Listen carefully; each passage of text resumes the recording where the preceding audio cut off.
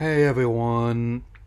So, as you can tell, I was already planning on scaling things back a bit for this year, but what I had not intended on was my thought process and creative process being upended by well, the passing of my grandmother Carolyn, and I am still adjusting, given how this is like the first video I've done since then, and just to ease back into this affair, it's just don't be surprised when I end up dedicating my 350 subscriber special to her in all manners. Anyway, hey, with that in mind, starting off with another Master Journeys Pokemon Master Journeys vlog, which I did legitimately want to do on episode 80, a trial on a golden scale, the continuation of the Project Mew storyline with Go's first official trial mission. So, let's begin. And with that in mind, there's another one where, apart from the cold open for Netsui's Labs and on Project Mew's whose mobile lab, the bulk of the episode takes place at the desert resort in the Unova region, and specifically in the Colossus Ruins section, and even and meeting back up with the leader they had in a previous encounter. Her.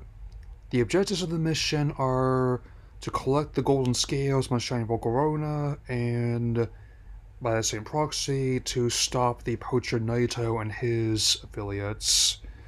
It's and I actually really like how they work in elements from the games here, a lot of which that hadn't had a chance to before. I mean, turns out like the eggs for the Larvesta are also instead like 12k eggs, which they also hatch from Pokemon Go, which is nice.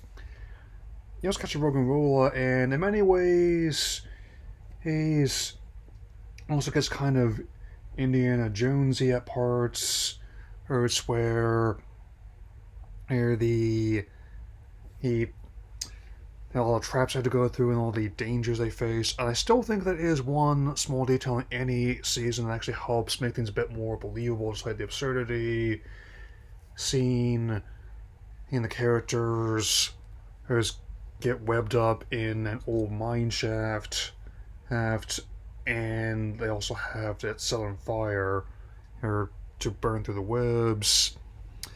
And that's something I think is also kind of missing from ones after this, despite people claiming otherwise. Of course, the Shiny Volcarona, which I've used in my thumbnail, I would have added like the green text in there, but my app as well as the format were not cooperating this time. I'm I'm so any AI them still fighting will have to like it or lump it. It's and as Naito tries to abscond with the Volcarona, sure enough, of both Baron's Urshifu and their trainers, Quillen and Danica, uh, are coming to not only stop them, but also officially give Go his first completion token, in which he has to get a certain amount before he can officially be accepted into the team.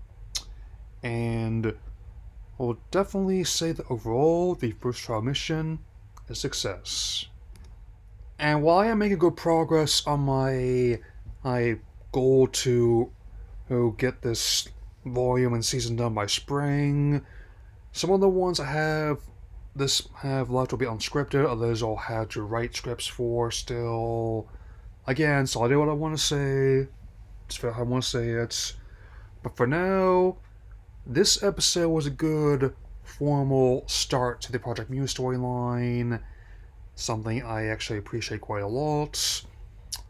And I do not know what's going to happen with the currently ongoing anime, whether or not there's going to be one more arc after Rayquaza Rising, or they're just going to have that be the end. And there's a lot of signals that at least he's using that's when I start wrapping Horizons up, especially since there was been evidence of a pivot since the terror leak of some sort. I mean, some things have been confirmed since then, others I still need more information on. And yes, before anyone asks, I will be talking about the Pokemon Presents later this month, no matter what's in it. I mean,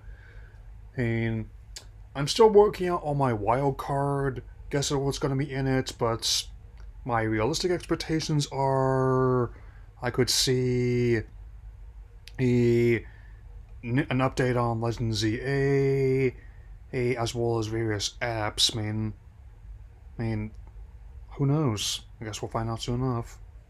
Anyway, that'll be all for now. I'll see you all again soon, so take care, everyone.